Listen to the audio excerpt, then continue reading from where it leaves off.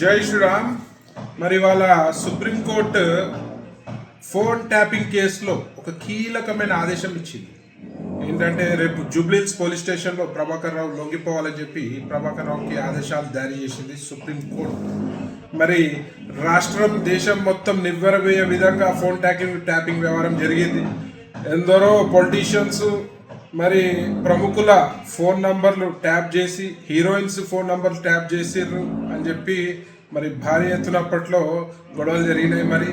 మరి వాళ్ళ కాంగ్రెస్ చేతిలో మరి వాళ్ళ ప్రజలకి న్యాయం తెలియజేయాల్సిన ఒక ఛాన్స్ వచ్చింది. మరి రేపు ప్రభాకర్ రావు లొంగిపోయినాక మరి ప్రభాకర్ రావుకి ఎవరిచ్చిర్రు ఆదేశాలు?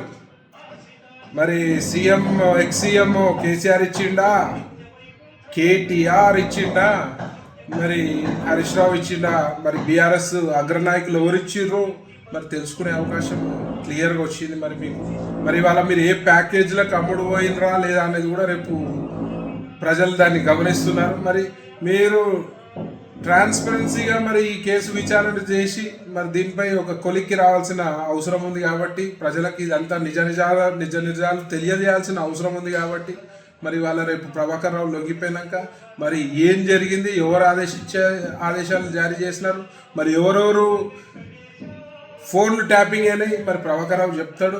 మరి అది ప్రజల ముందు ఉంచుతారా రేవంత్ రెడ్డి గారని మేము మరి అడుగుతున్నాము.